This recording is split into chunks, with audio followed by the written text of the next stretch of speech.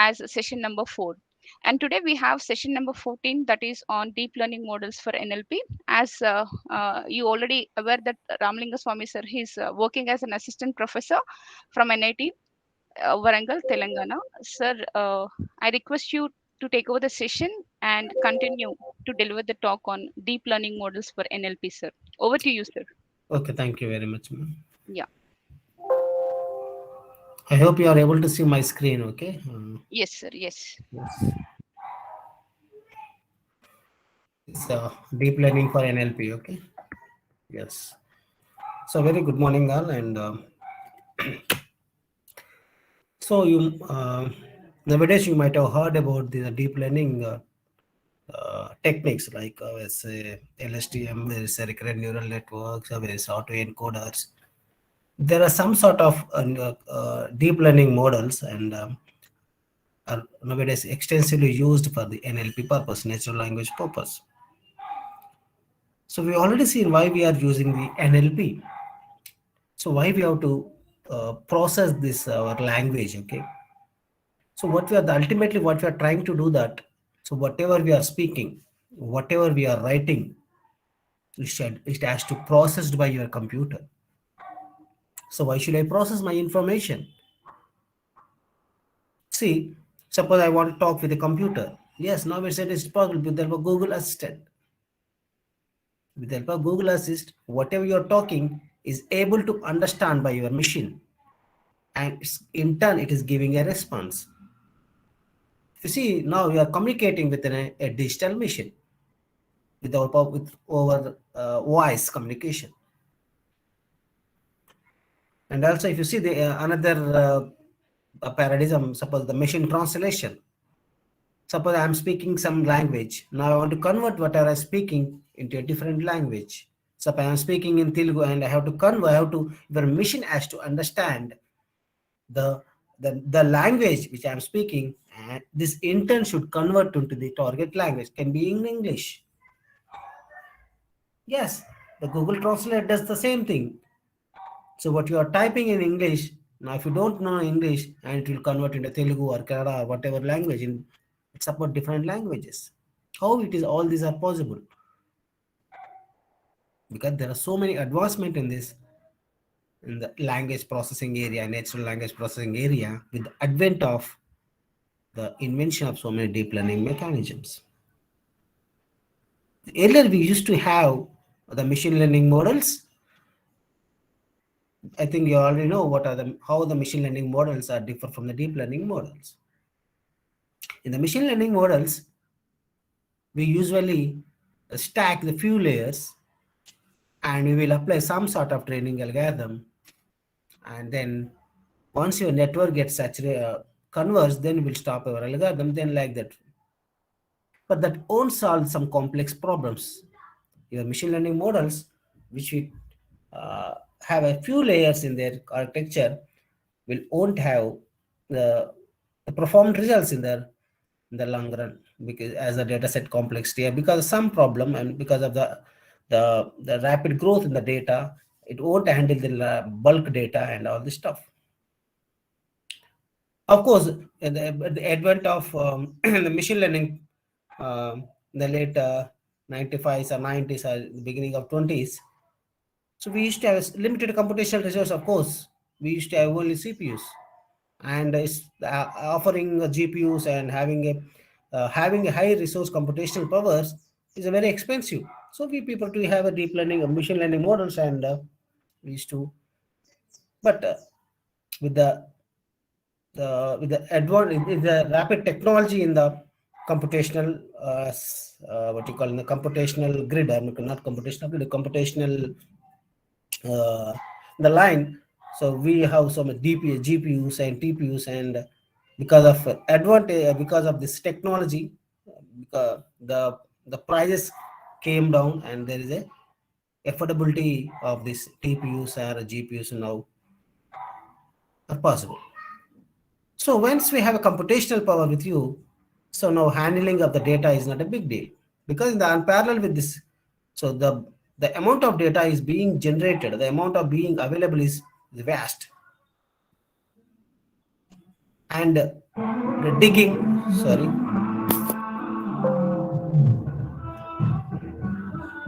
one second.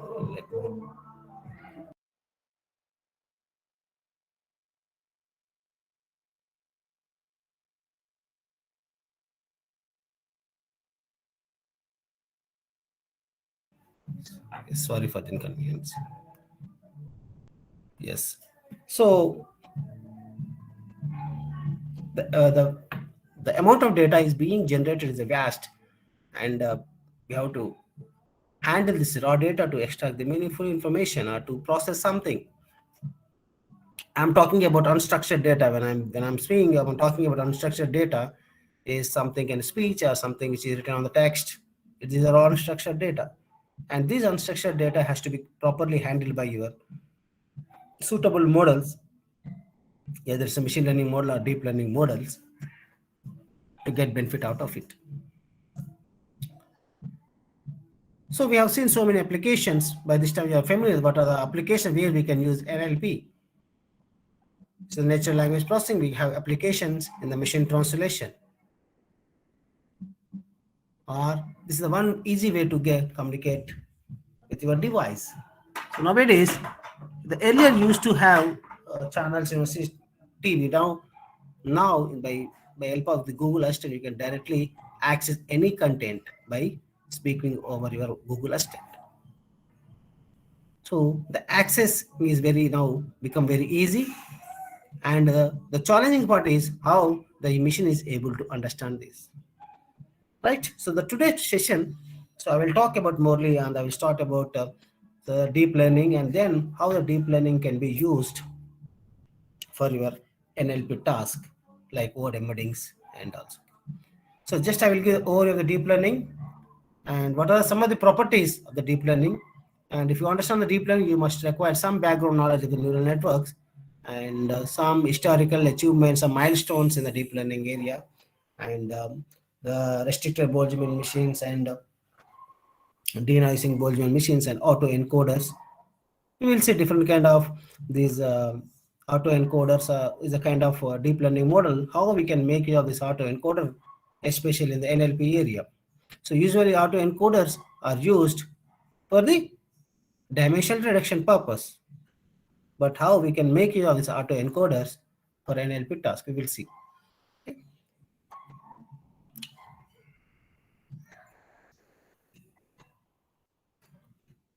So let us talk about the overview of the deep learning. The layering, a stacking of multiple layers. So it's how it is different from the typical machine learning is we are stacking multiple layers together to create a complex networks. It's possible because now we have a access to the computational resources, GPUs and TPUs. The more layers in neural network, the more abstract features can be represented. When you're stacking multiple layers, we can extract very meaningful and abstract features from your unstructured data. Image is also an unstructured data. Okay, if you say the simplest purpose, I want to classify whether a given image, I want to whether it's a cat or not. Whatever is there in my image, whether it's a cat or not, I want to classify it. So when you're stacking multiple layers, the bottom layers will have low level features like edge detector, curves, and corners and straight lines. Then if you talk on the middle layers, we'll have some higher level, middle level features like eyes, or ears, or poor patterns, and all this stuff. If you're talking about higher level layers, it contains the higher level features like body, head, and legs. So if I'm talking about the final layer, will does usually classification. So it will classify if it's a given image is a cat, is it consisting a cat or not? It's a cat or dog. If you see what I understood from this layered architecture from bottom layers, middle layers, and hierarchical layers and top layer. If you see in every layer, so there is some hierarchy. What is the hierarchy? Means the higher level features are depending on the lower level features. Right? When I'm connect. So what we can observe from this the layered architecture is that, especially in this case, is the cat can be composed of by lower level features and also which means there exists some kind of hierarchy. It's very, very important. So we can observe that there is a hierarchical structure. So this hierarchical structure we cannot model with the help of our typical machine learning models, which have a usually neural network, which consist of 3 layers. 3 layers or few layers. Hence, we have to, when you want to capture this hierarchical structure which is there in your unstructured data, you have to stack the more and more layers. So because of this, we are able to get good results. The human brain is a deep neural network and has many layers of neurons which act as a feature detectors, detecting more and more abstract features as you go up. When you are creating a more and more and stacking more and more layers, you are creating more and more abstract features. And these features are hierarchical features. It's very, very important. The traditional approach is to use the backpropagation to train the multiple layers. In typical, we will use the backpropagation algorithm to train your typical machine learning, which has a few number of layers. However, the backpropagation does not work well for when I increase the more number of layers and does not scale well. When I am increasing the more and more layers, especially in the deep learning paradigm, so this backpropagation doesn't work well. And of course, another important drawback of this backpropagation algorithm is cannot leverage for unlabeled data, means for unsupervised learning. The recent advances in the deep learning attempt to address this shortcoming. So, because in the deep learning, so the limitations which are there in our machine learning, we are trying to address by inventing of so many new models.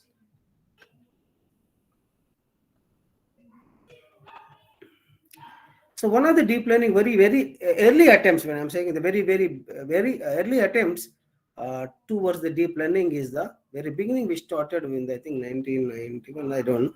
So in auto encoders, these were the very beginning. First attempts, the first step towards the deep learning was the auto encoder. It's the layer wise and the bottom up pre-training of the unsupervised neural network.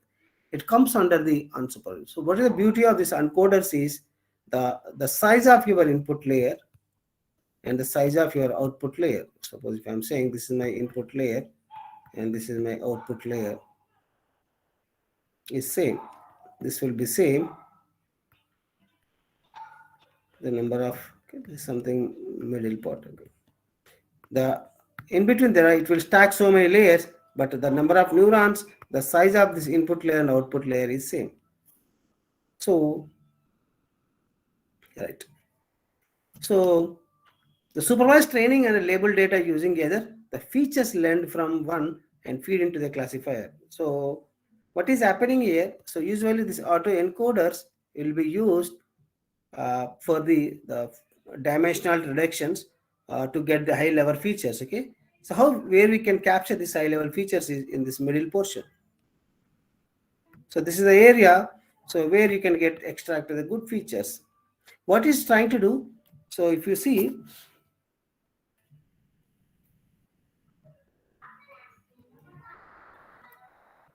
where is my whiteboard? I'm talking. Just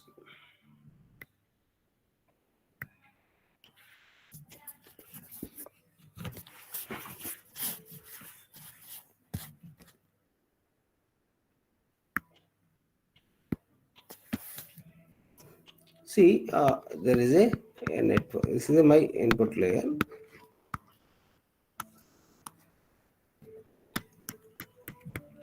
This is my input layer and this is my output layer.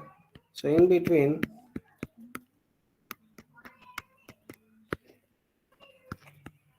it will have this kind of layers are stacked. Okay. So this is my input layer, and this input layer, input is compressed to a some lower dimensional space. This is the high dimensional space. This is a low dimensional space. Again, this low dimensional space is mapped to the high dimensional space. Both are same. So what is time? We can visualize that. So this HDS, the high dimensional space, so the input is the compressed to a low dimensional space. It is called encoding, and this encoding is again is convert it to decoding. So this we can call it the decoding or encoding, something like that. This encoding and decode. That's why it is auto encoder. It does both encoding and decoding, and it's some sort of self-supervised learning or supervised learning or self-supervised learning model, because the moment when I'm saying the input image, the input and output is same, it will create the label data on its own, because when it's reconstructing when it from the compressed image from the lower dimension to the high dimensional space, when it's reconstructed, we already know the HDS. This is exactly should match with your input space. If it is not matching, means you have to reconstruct this again. You have to change this low dimensional space. Okay, so you have to come back again. So like this, it can verify. It can create for to check whether is there any loss or not. It can have it can generate the label on its own, just for cross verification purpose, to check whether it's what is the amount of loss present in this process and all this stuff. This is a very beginning attempt towards the what you call towards the deep learning models, right? So once we get the features, as I mentioned, so the features will be extracted at this particular place. So here you will, from the high dimensional space to the low dimensional space, once you extract the features, so these features will be supplied to feed into a classifier. Yes, now does purpose. But earlier, what you have to do, you have to extract the features manually. But here, your features are extracting automatically. So hence, the auto encoders will as a automatic feature selectors. So they will extract the features automatically. So this once you get it, you can apply into some the traditional machine learning models. An additional output layer is placed on top to form a feed forward network, which is then trained using the propagation labeled data. So what you are trying to, once you get the features, so the usual typical ML process, so you will train this model on this. Okay? Because what's the just we are making the feature extraction automate here.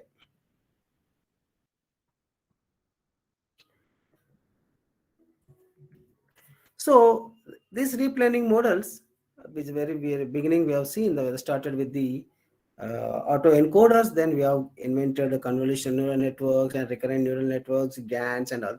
So these models will have so much of application in the different areas. If I'm saying about the language modeling, how can you model the natural language? How can you model?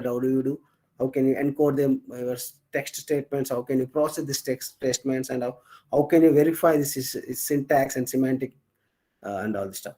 And of course, in the image area, because this is again it's in a unstructured data. So how can you detect whether it's image recognition? Okay, how can you do the object detection? How can you do the image segmentation and all these things? Okay, so and again, this comes under NLP, and we can make use of this deep learning model for the sentiment analysis, the classification, whether it's a positive send or it's a negative, okay, overall feedback. Okay. The speech recognition, of course, again, it comes under the what you call unstructured data. Speech is also unstructured data, and the speech is also comes under one of the natural language, one of the way to communicate with the machine. Okay, speech and text. Okay. The MNIST standard is just recognized. So there are some data set is MNIST. So here it is consisting of some handwritten characters, and how can we classify whether it's a particular character or is a digit or not by using your deep learning model. Okay.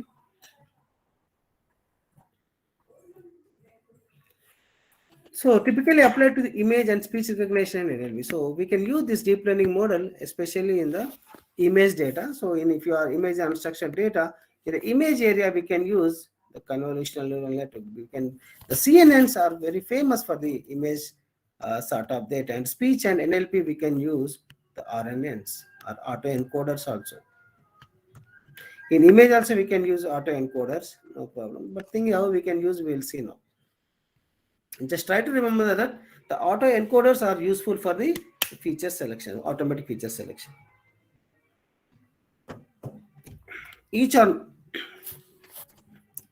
So if you see, maybe in some point, maybe some of you are aware of this. What is linear separability but a non-linear. So most of the real time you will have a non-linear separation. If there is a data, if you plot on your dimensional space, if you draw a straight line, a hyperplane, so that if you are able to separate these, your graph, your data, then that is called a linearly separable data. Otherwise, it is a non-linearly separable data. So most of these problems are non-linearly classification problem, where the inputs are highly hierarchical in nature, because when they are non-linear in the sense, the features indirectly means that they are hierarchical, means the features are and have a relationship with these lower dimensional features. The higher dimensional features are can or have in relation with the lower dimensional features. The world has a hierarchical structure. The problem that humans excel in and machine do very poorly. So of course that's the problem with the machines. They does the things very accurately, very fastly, but the intelligence the human beings will have is not it is for if you give it to the machine, they will perform very well for the to solving very complex problems. So the moment when I'm talking about deep neural networks, what about the shallow neural networks? Obviously the question arises. So given the same number of non-linear neural units, a deep architecture is more expressive than a shallow one. What they are seeing, given the same number of non-linear neurons units, a deep architecture is more expressive than the shallow. How if the number of neurons in the deep and shallow is same, but deep is better than the shallow? But the question is, how can we constitute a deep neural network? How can we constitute a shallow network? If you see, if this is a deep model, the number of layers are more. Here, depth is more. Here, depth is up to 3 layers, but width is more, breadth. It means that what I am trying to say, if you increase the breadth of the network, take the few layers and increase the breadth of the network, it won't give much good results. Instead, you better increase the depth and decrease the breadth. So you have to increase the depth. So that is meant by the deep neural.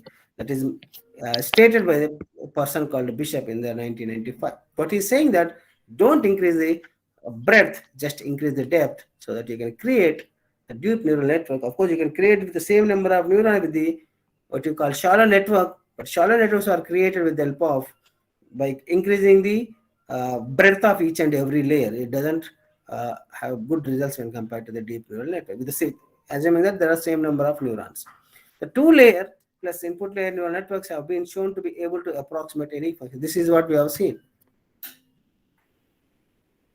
A 2-layer means 2-layer feed-forward neural network, a 3-layer feed-forward network can include one input layer, one hidden layer with one input layer, one hidden layer, and one output layer. Total is 3 layers, something like this. Input layer, this is input, hidden layer, and output layer. This particular layer, this kind of architecture, irrespective, we can with the help of 3 layers, but the size, the number of neurons in each layer is varies, can approximate any function. This is called universal approximation theorem. What is universal approximation theorem? Says that with a few number of neurons, I mean with a 3-layered architecture, we can approximate any function. Then what is the need of these deep neural networks? However, the functions compactly represented in k layers may require exponential size when expressed in 2 layers. So what they are saying that even though the same thing you can solve the same function approximation, it can be achieved with the help of other deep learning model, the number of neurons is required, the number of neurons required for the shallow network. This is called a shallow network, right? 3 layers means kind of shallow network. You are increasing the breadth of each and every layer will be very the exponential. So more number of neurons are required. एक accepted हुआ था उस दिन बताया था आपको, अभी आपके यहाँ बैठ के चेक किया, अभी कल तक नहीं था, ग्रांटेड हो गया वो पेटेंट। आपको खुशखबरी और क्या करूं? This can मेरे को इन्वेंटर से वो पूछा था, कल रात को पूछा था, लग रहा है सुबह देखेंगे, रात को अभी अपडेट होगा इस time. Sir, Vasan Sarkar, can you please unmute us? Okay, thank you.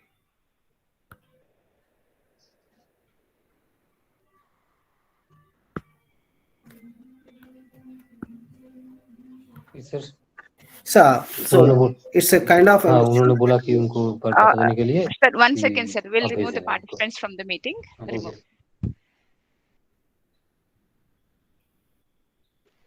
Yes, sir. Please continue on. Okay. Yes, sir. ठीक है sir. See, it's a kind of shallow networks. That's what I'm referring over here. It's referring the shallow network. So if I'm talking about the traditional supervised the machine learning models, for each new problem, they gather as much label data as you can get and throw a bunch of algorithms as it is a try RBFN, SVM, or some combination of these, and they pick the best. Spend hours and engineering and some features doing feature selection, dimension reduction. This is the typical way it does. You see, this particular part you have to do it explicitly, especially when you are dealing with the unstructured data like images. When you want to do the traditional machine learning approaches, you have to do this process explicitly. But when in the case of deep learning model, this can automate.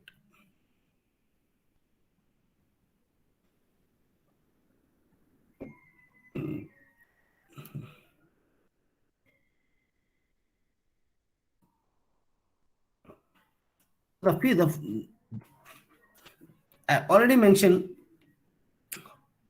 the hierarchical features. They are depending on the lower level features. So when you have the one particular advantage is that when your features are hierarchical, we can do this, the curse of the dimensionality automatically. Because if you are able to represent the 10 features with the help of 3 or 4 features which are hierarchical, I mean, because we know that the lower dimensional features, and if you are finding those higher dimensional features, that's all you can achieve your curse of the dimensionality. That is what actually done by your autoencoders. Okay, this is hierarchical representation, hierarchical features. Okay, this higher dimensional feature can be constant with the lower dimensional feature. This lower dimensional feature can be constituted from the again further lower dimensional features. Okay.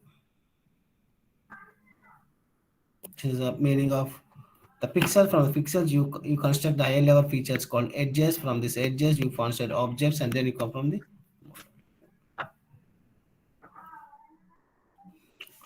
So what is the discriminative and the generative models? Okay, there are two types of classification algorithm. So one is the discriminative and other generative models. And the discriminative models, we will talk about the giant distribution of the data. So you will take the class distribution, data distribution. We combinedly consider to arrive at classification. Okay, so the Navy Bayes, a hidden Markov model, a restricted Boltzmann, and a linear discriminator. All this comes under this particular category. So where you are consider the giant distribution of both the data as well as the class information. So whereas the discriminative kind of models will be depending on the class distribution. I mean, will depending on the conditional distribution. Okay, so how what is the label of the particular class? What is the particular which class it belongs to? Depending on the distribution of the data. So we already seen the decision tree, support vector machine, and linear regression, logistic regression. All this comes under the what you call discriminative models. It's based on Navy Bayes and all this. Okay. So just I have given just introduction about the deep learning, and we have talked about deep neural network and shallow neural networks, and we have spent some time on what are the generative models and discriminative models. Now let us have spent some time on the neural networks to understand deep neural networks. So you know what is the activation function. So what is the role of the activation function? To bring the non-linearity, because whenever human in our human brain there are a set of neurons, and these neurons will receive some signals as an input and process this, and it will pass some signals as output. Okay, so during this what you call the in between, there is a transformation in this in the signal. Okay, the signal gets modified, and hence so to bring this kind of transformative into your between the input and output, the signal or input and output. So we will use some kind of activation function. Of course, this again we have certain properties. It should be differentiable and all this stuff. Okay, and there are certain properties from this activation function. The role of this activation function is to squeeze the values between some specific range. Okay, and of course to bring the non-linearity into your system. And again, this back propagation is a kind of an algorithm. So there we will use this back propagation algorithm to train your network. So once the error is minimized, okay. So in the process of this, the back propagation, we try to minimize your error. So once your error is the below certain threshold or errors get 0, you can stop your training process. And again, it's a one variant is a gradient descent, and based on the grade, we will find every time we will find the gradient of your what you call loss function. So the based on the gradient, if it is a negative, we will move in one direction. If it is a positive, we will move in another direction. So this gradient will guide us in which direction we have to move, whether we have to increase the weights or decrease the weights.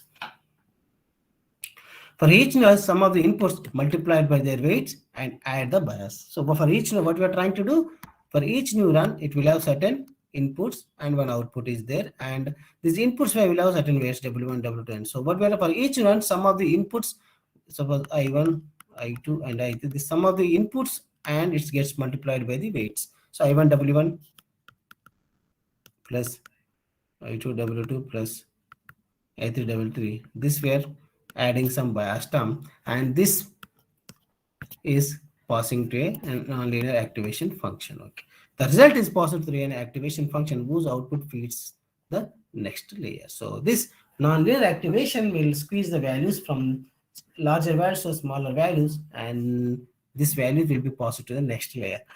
So this nonlinearity needed to learn nonlinear function, because this when you want to use a nonlinear function, we can solve the more complex problem, because the more complex classification problems nonlinear in nature. Typically, the sigmoid activation function as a logistic degree. So sigmoid activation 1 by 1 plus e to the power minus it is a sigmoid activation function. Okay. So tan hyperbolic e power x plus e minus e power minus a by e power x plus e power minus x. Okay. This is the tan h. This sigmoid active 1 by 1 plus e to 1. It can be both can be used. There are other activation functions, but most of the time we will use this sigmoid and tan hyperbolic activation functions. Right. So this is a sigmoid activation function, and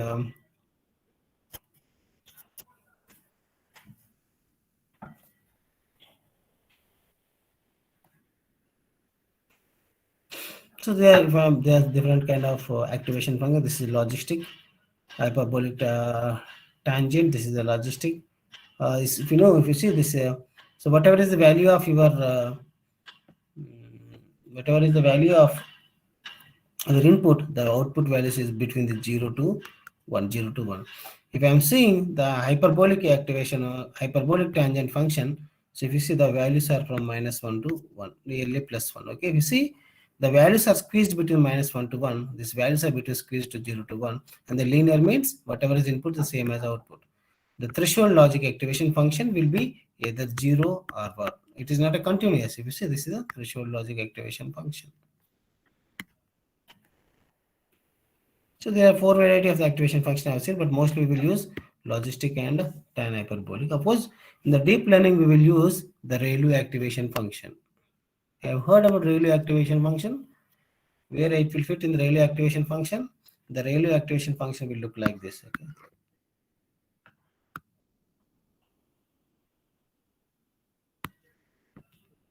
It is max of 0 comma f of x. 0 comma x, something like that.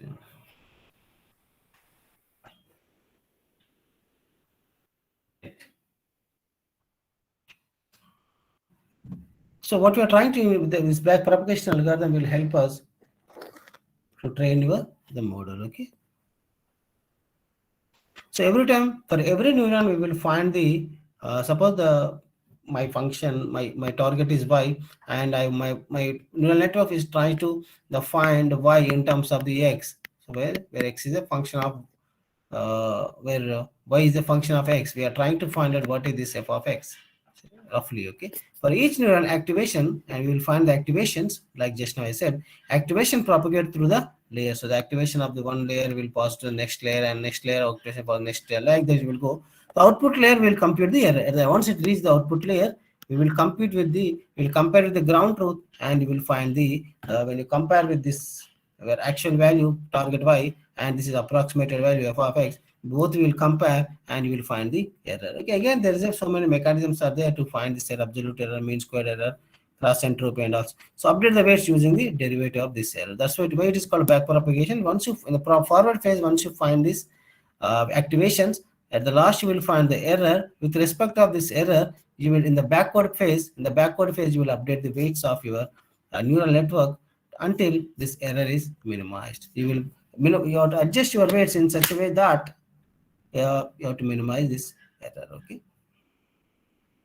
So backwards, the propagate the error derivatives through the hidden layer. This is how. You see, in the forward phase, you will compute the activations. In the reverse phase, you will compute the errors.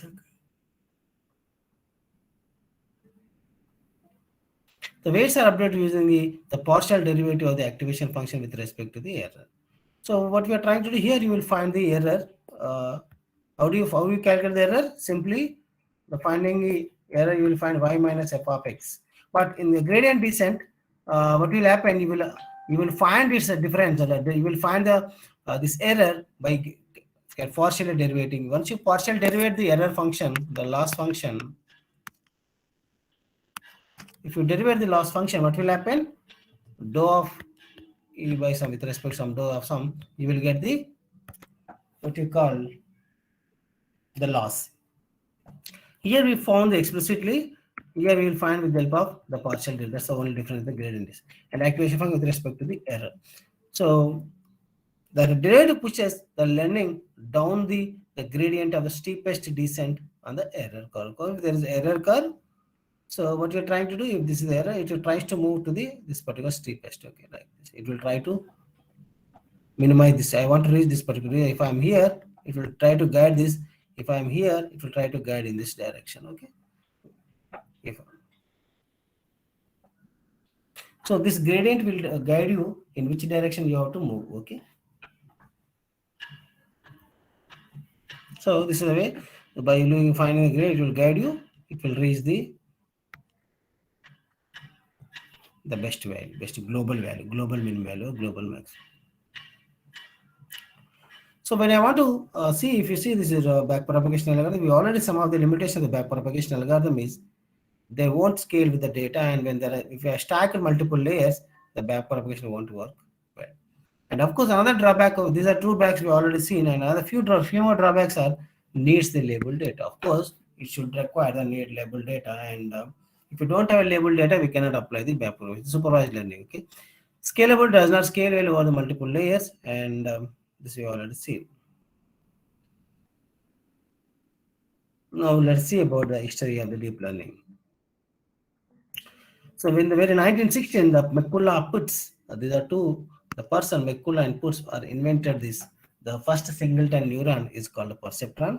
Then with the help of this perceptron, we created a network called multi-layer perceptron, then multi-layer feed forward network, radial basis function. There is the 1960s, the paper and McKee proved that perceptrons can only learn the model linearly separable function.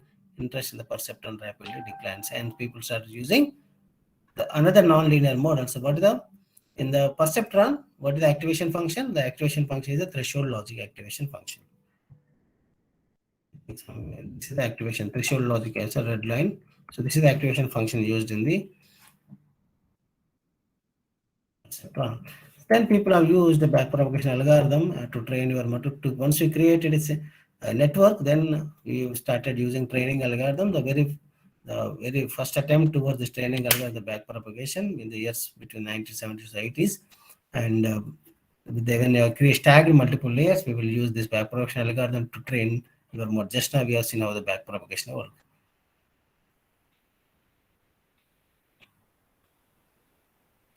So over the years, people came with more complex models like a support vector supposed by Vapnik theory, and by using maximum separable hyperplan, they used to uh, create a model for nonlinear separable data value. Okay, so then 1990s, many researchers gave up the BP and the invention of the SVM support vector machines. It has been proposed by Vapnik. Okay?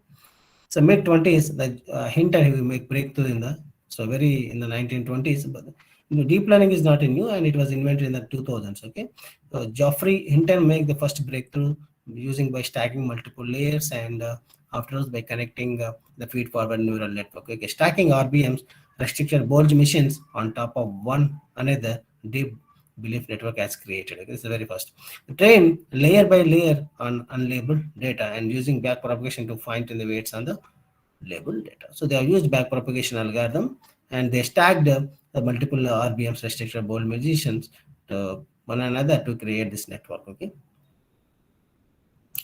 And then in the year 2006, I think it's already discussed, people have used autoencoders as an alternate to the deep Boltzmann mission. Okay, we have seen this is called DBM, deep Boltzmann mission, by stacking restricted Boltzmann missions over and above, and we have used. Then we have used restriction Boltzmann instead of restriction Boltzmann, we have used autoencoders as a replace for the what we call deep Boltzmann missions. Training of deep neural was made the computationally feasible by faster CPUs. As I mentioned, with the invention of the CPU or TPU or GPU technology, we can able to run the GPU this deep learning algorithm. The move to parallel CPU architecture, CUDA, and the GPU computing platforms. So neural networks are often represented as a matrix of the weight vectors. Yes, because the knowledge is in the neural network is represented in the form of weights, and this is nothing but your matrix representation. So GPUs are optimized for very fast matrix, the multiplication. Hence, we GPUs are because when you are working on a neural networks, means you are using backpropagation algorithm to find tune the weights of this. Hence, we are indirectly finding the optimized the weight matrix. So it's a kind of, so we usually prefer to have a GPUs which are very good at the matrix multiplications. Okay, we are prefer to have it because most of the time we will do this matrix multiplication computations and matrix related computation. Hence, the GPUs are optimized in such a way that they are good at the matrix multiplication irrespective of other operations. But we are interested in the GPUs which are very optimized performance towards this matrix multiplication, especially matrix multiplication. So to the NVIDIA CUDA library for GPU computing was the released. So because when people started using this deep learning architecture, so there is a necessity of this parallel platform. So NVIDIA has started the releasing CUDA library and of course the GPU computing facility. So most current architecture consists of learning layers of restricted Boltzmanns or autoencoders. So whatever you are talking, but directly and indirectly, they might have used some concept from the autoencoders or restricted Boltzmann. Both are two-layer neural networks that learn to the model on their inputs. So both these two neural networks that learn the model their inputs. They will learn the models on their own. The restricted model, their inputs as a probability distribution. What the restricted Boltzmann will model the inputs as a probability distribution. They will derive the probability, but autoencoders learn to reproduce the input as their outputs. So they try to get the express the output in terms of the inputs. Okay? That's the difference between the autoencoders and the RBM. You will get the probabilities, but in the autoencoder, the input is expressed, the output is expressed in terms of the inputs. Okay? The two-layer undirected neural network. The bidirectional neural network, so visible layer and hidden layer. There's only two layers in visible layer and invisible. The connections run visible to the hidden layer and no connection within each layer. So it's a kind of feed forward. There is no connection within this. So train to maximize the expected log probability of the data. So we will take the loss function as a the log probability, and we will try to maximize this, and that's the idea. For the physicists and chemists, the Boltzmann, as they minimize the energy of the data, equates the maximizing ability. Inputs are binary vectors as it learns the Bernoulli distribution over input. So this is one the drawback with this restricted Boltzmann is the input should be in the binary form. Okay. This is the RBM architecture. There is no connection between within the layer. So there is a connections. We can easily model with the bipartite graph. Okay. The activation function is computed the same way as in a regular neural network. The logistic function usually the used. Okay, the function is used as it is giving the output from 0 to 1. However, the output is treated as a probability, and each neuron is activated if activation is greater than random variable. If it is greater than some specific threshold, we can that particular neuron is activated. Hidden layer neuron take visible neurons as inputs. Okay, and visible neurons take binary input vector as initial input. Then hidden layer probabilities are being generated by using Gibbs learning law.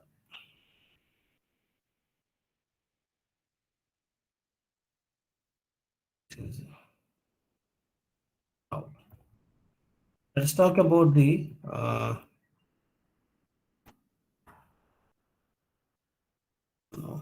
so autoencoders. Okay, so there is some limitation with this RBM restricted board. They supports only the what you call binary inputs, and so most of the time our data is of numeric data. So hence to support that we will have used the autoencoders. I already mentioned about auto. An autoencoder is a 3-layer neural network which is trained to reconstruct its inputs by using them as an outputs. As I mentioned, input layer and output layer is same, and they try to reconstruct from input image, output image from the input image. Need to learn features that capture the variance in the data so it can be reproduced. So first you will what we create some lower dimensional image, and from this lower dimensional space it will try to get this original space. Okay, if only the linear activation function is added, it can be shown as a equivalent to the principal component, which is act as an again dimensional reduction technique, and it can be used for dimensional reduction. So once trained, the hidden layer activations are used as a learned features, and the top layer can be the discordant, because we are interested in the learned feature, the middle layer. However, the autoencoder will learn the identity function unless some strategy is used to force it to learn the features from the data. Okay. So, however, the autoencoder will learn the identity function unless some strategy is used to force it to the learn features from the data. Of course, because it's identity function, because the input and output is same, and in between it is a extract the learned features. Again, there is a variety of what you call autoencoders are there. They're namely denoising and sparse autoencoder, contractive autoencoder. They are different some sense. Okay, in the denoising autoencoder, what we are trying to do, so we will introduce some kind of noisy, and because of this noisy, we try to reconstruct the noisy image will be the input, and the target will be your actual image. So we try to remove this noisy. Okay, that way we will what you call there are some variety of the autoencoders. Okay, the contractive and sparse auto. Sparsity penalty is applied to the weight matter. So here we will apply some kind of penalty and like kind of regularization over. So more or less the functionality of this autoencoders is same. I'm not going detail about this variety of the autoencoders. The autoencoders are meant for the automatic feature extraction. Yes.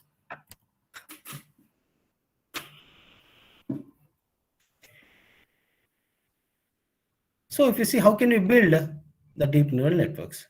See, the features learned from one layer are feed into the next layer. The top layer activation can be treated as the features and feed into any suitable classifier. So once we have seen, the RBMs are meant for feature extraction, and autoencoders are meant for the features. Just now we have seen, once we extract the features, and these features are supplied to the suitable classifier. So this is your RBM, restricted Boltzmann machine, or autoencoder. Once it will extract the features, this will feed it to the classifier. Right. So what you see, the output of this autoencoders is in a numeric data. Remember, why I am telling this? It's very, very important. The output is the numeric data. Sorry, it's a numeric. It's a features. It's out features. Okay, feature 1, feature 2, feature. The input is, it can be of what you call some data, numeric data, unstructured data, text or speech or whatever it is.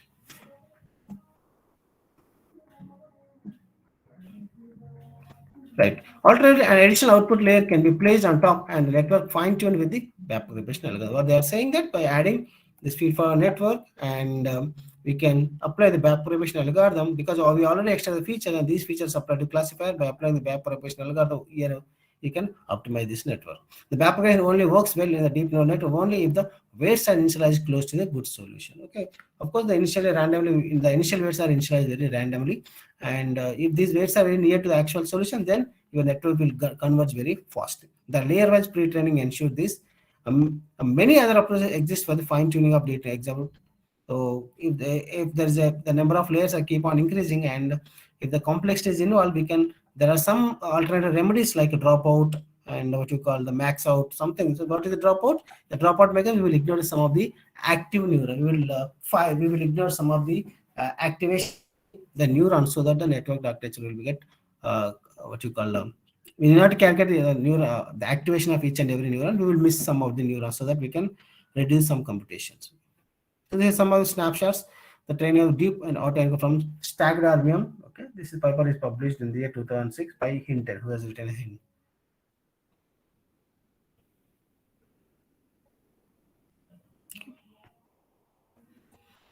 Now see, just now we have seen the restricted Boltzmann mission, the deep Boltzmann missions, and we also see in the autoencoder. So these are used for feature selection. So once we done the feature selection, if you append with the classification algorithm, you train this classification algorithm with the backpropagation algorithm, then you can achieve your task. Right. The question is, that's the way that the simplest deep neural network has been created. This is the simplest deep neural network. Now, question is, how can we use this deep neural network NLP task? That's very important. Okay.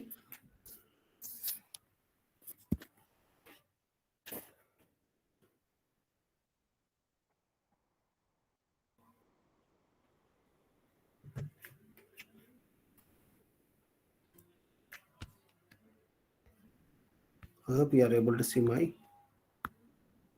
Yes, sir. whiteboard. Okay. Now, so far what we have seen that the deep learning or models, and the DLM or mission deep learning model, deep neural network does automatic feature selection. So we have seen here autoencoders. You have given data.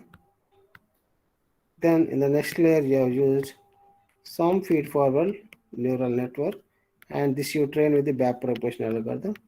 You can done the classification. This is what we have learned so far. Now the question is, we are emphasizing on the NLP, natural language processing. The NLP, the most of the thing is text. Most of the thing is the text. So if this is the text is given as input, suppose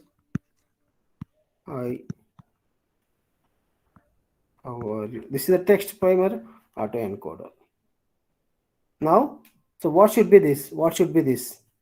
It should be features. These features should be numeric.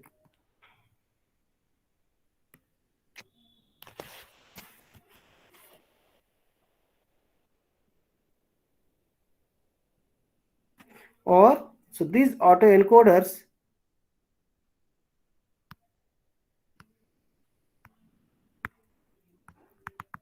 will directly take numeric data. Then question is, how can we convert the text to numeric? Because the text data we cannot process directly. The text data we cannot process directly.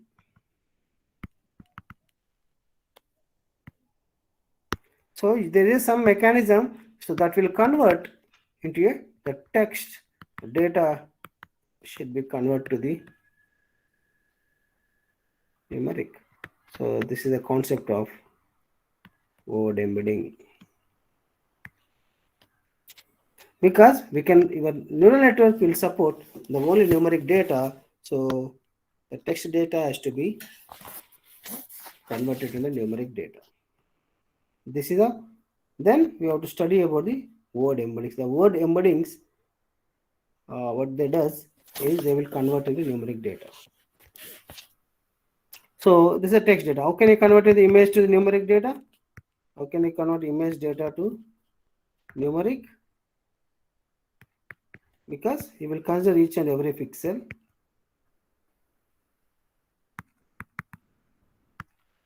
The pixel value of each and every image will have pixels, right? Each pixel will have some intensity value. This intensity value will act as a numeric, and this numerics can be used as features. So that's why you will use the image data. So this is all about CNN. Okay, this part I will. So we are talking about this kind of text data, and this text data can be mostly stored for the LSTM or the recurrent neural networks. So okay, once you know the word embeddings, the text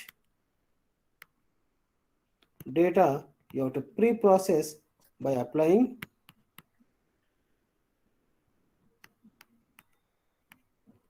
word embedding.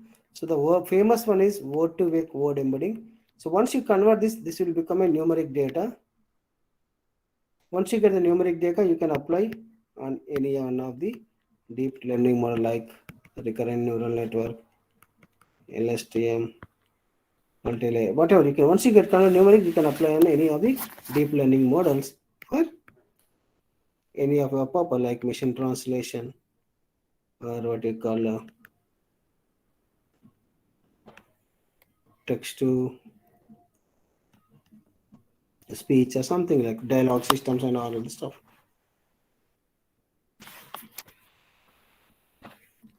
So there is the crucial role of this word embeddings in converting the text data into the numeric data. Once you have the text data, numeric data, you can apply your any one of suitable deep learning models. Okay, now we will discuss about all this stuff.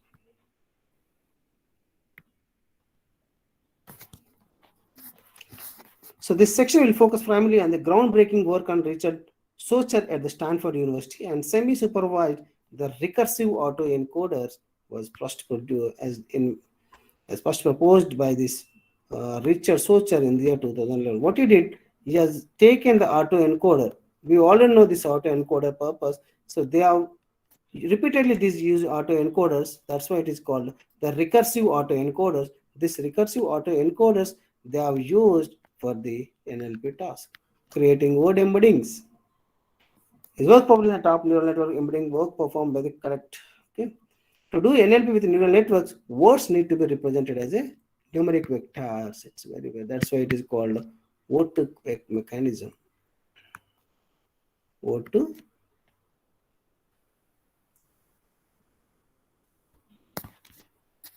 called word-to-vec.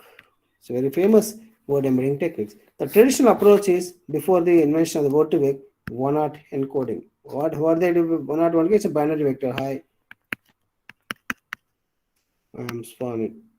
How they will do the high is encoded as 1000, high encoded as a 0100, am encoded as 010, Swami encoded 0001. So the high is present in the first place, so 1. High is present in second place 1, remaining are like this is called the one-hot encoding. It's very binary vector. It's the length of this is length of your sentence or word vocabulary. So one is position the word ID, the rest are 0. This one. So it's very, it has some limitations. Okay, that's why we have came with the word-to-vec. So this generates some probabilities and all. So word, however, does not represent the word meaning. It does not represent the word meaning. Similar words such as English and French, cat and dog should have a similar vector representation. Okay, it will have. It doesn't capture the word meaning. It will, okay, because it's simply placing in position of in respective position. You're keeping one. That doesn't mean it doesn't capture the meaning well. Okay. However, similarity between all the one-hot vectors is the same. Okay.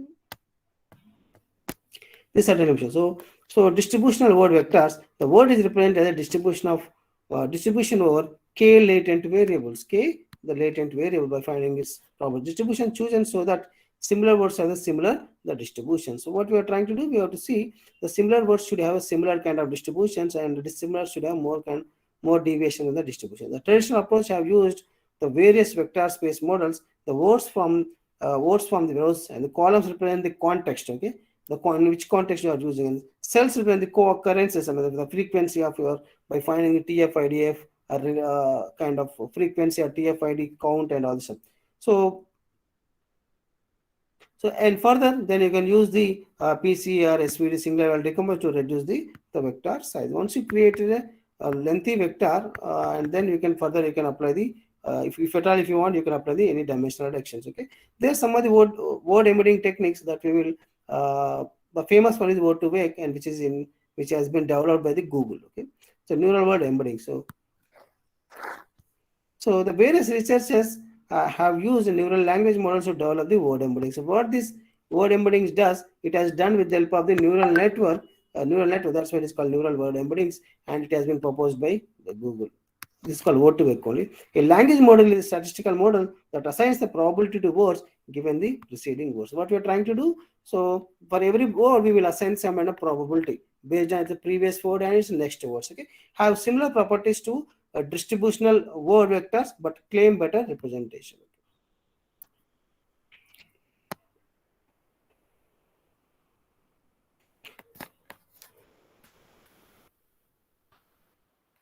So based on this word embeddings, what could be the 10 nearest words of a particular word? So based on this, the France, we can generate the 10 nearest words is based on the corpus P in Italian. And based on Jesus, we are generating 10 nearest the close words, synonyms to your word, Xbox and something like that.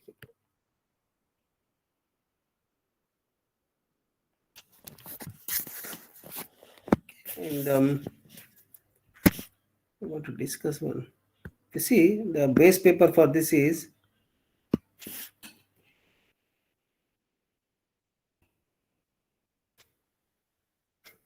this is the recursive autoencoder. So the recursive autoencoder, this if you see this particular task, this is a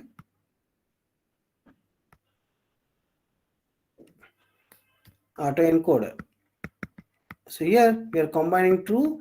This is the vector representation. This is the word, and it's a vector representation. Word2vec. If we do some kind of the word2vec, some kind of word2vec representation from this core is being represented this particular vector. This parked is represented by this particular vector. That these vectors are combined to create the new vector.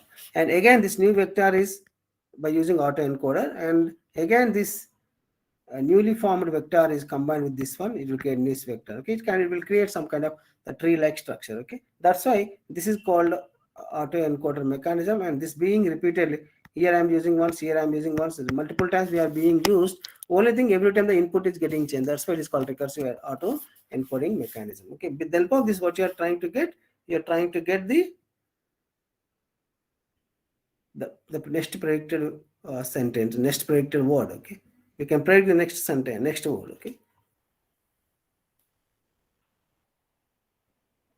the base paper related to this is. Yes, this is the. So this is the original research article. So what they are trying to do here, if you see, yeah, they are written nicely. If you see, this is the autoencoder. Recursive encoder for binary tree, the nodes which are not. If you see, the X3 and X4 are two sentence words, and these words are merged to form a new word Y1. And how they are formed? So they are generating W. The W is a set of weights from, and they are getting the multiplied by the X3 and X4 vectors, X3 vector, by using word2vec, and adding some biases, it will generate a new. And what it's trying to do, whether it has properly generated, try to generate this the original, I mean, child. So the X3 and X4 are childs, and this again is try to do generate this X3 and X4 the childs to get the reconstruction error. If you see in the equation 3, so there was the reconstruction mechanism. C1 dash and C2 dash are the childs which are basically derived from the weight vector which you have computed earlier, and P is the vector you computed earlier, and B is the biases. And once you reconstructed C1 dash and C2 dash, you can get the reconstruction error. So during this, whatever is highlighted in the block, a standard autoencoder is if you see whatever is written highlighted in the box is a standard autoencoder mechanism, and this is being we have used repeatedly multiple times and same, and that's why it is called what is called recursive autoencoder. Okay, and why we are doing this? So during this process, the distance we are finding the loss. Okay, what you are finding the loss, this is called reconstruction error or loss. So error. So the reconstruction error is the child's x3 and x4, and whether your x3 and x4 are generated originally, reconstructed properly or not. So that difference by we are finding the Euclidean distance of this. You can find in the what you call the reconstruction error from this again. So what you are doing, x1, x2, x3, x4 are merged and finally arriving at a what you call a single vector. Okay, so a single dimensional vector. So that is a reduced vector. Okay, you can say that is the reduced vector. And this vector is a numeric. Whether you agree or not, this x1, x2, x3, x4 are every time the x3, x4 you are combining, you will generate one. Next time this y1 and x2 is combined and you will generating new. And next one x1 and y2 is generating, you will generate this. Y3 is the what you call compressed image or compressed what you call the high dimensional features. Where is your? It's very yes, y3. Yes, this y3 in this figure, this y3 is the consists of in a vector which is having this constitutes the high dimensional features. So what I'm going to do these high dimensional features? Can anybody? Once I get this high dimensional features at this level, what I'm going to do with this? These are the features, high dimensional features. What I'm going to do with?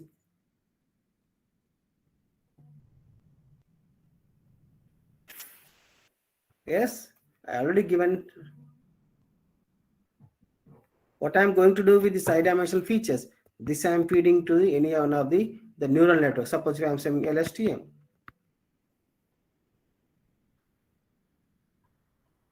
This we are feeding to the LSTM, long-term short-term memory. It's a kind of deep learning model. So what you're basically trying to do by using recursive autoencoder, we are trying to extract the high dimensional features from your text. So from here the text has been converted into the vector by using word-to-vec model, and similarly part and every word is being converted to the word-to-vec model by using word-to-vec is a famous word embedding techniques that we will use to convert a given word into a vector representation.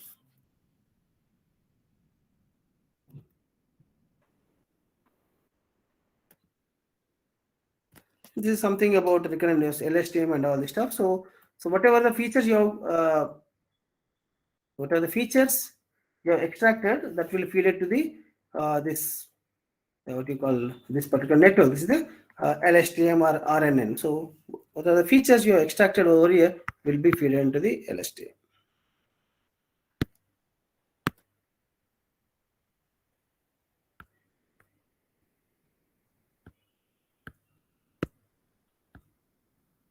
Yes.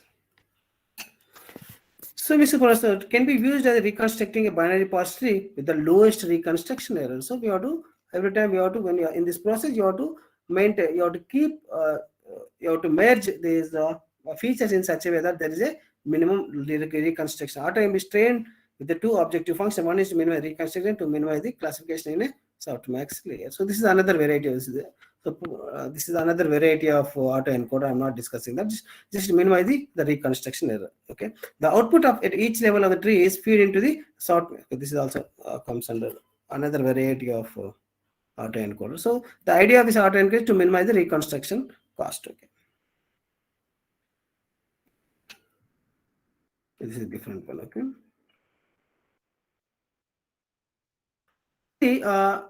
So far we have seen how we can use the deep learning. Once we get by making of this autoencoder, once we get high level features, and these high level features are fed into the LSTM, long and short term memory. Okay, I'm not discussing about LSTM, but you can use it for the LSTM. So what is the disadvantage of this deep learning model? Very slow to train, of course.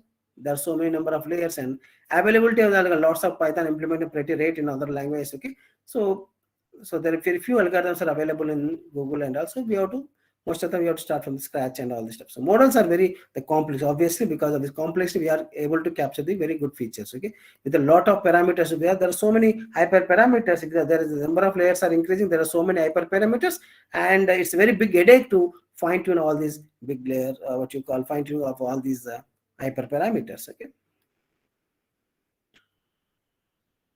and it will have steep learning curve, and it will learn very slowly, because that's why it take more time. Some problems more amenable to the deep learning than other applications, or more. And similar models may be sufficient for certain the problems. Depending on the complexity, we have to decide whether to use the deep learning models also. So unless you are working with images, the models are very hard to explain. Why does you? So if you see, if you take any unstructured data, whether it's image data, whether it's a text data, as a signal, what you call it, say time series data. So you can use any sort of data by using suitably selecting, carefully selecting your deep learning models.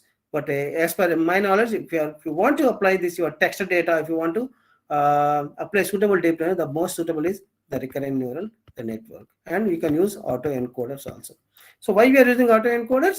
So these autoencoders, we will get the high dimensional features, and once we get the high dimensional feature, this will feed it to the recurrent neural networks. And so another important thing you have to pay more is word embeddings. The word to wake is very, very important. What it does, it will convert your text data into numeric data. Once you get the numeric data, it's up to you whether you want to use the dimensional reduction or not, or it's up to you. If you without dimensional reductions, you can apply direct feed into the LSM, or if you want to apply some kind of dimensional reduction, you can in between you can keep autoencoders, and this autoencoder does the this dimensional reduction task, and after extracting high level feature, that will directly feed into the LSTM. Okay, the today class I explained about some of the deep learning models, how we can use in the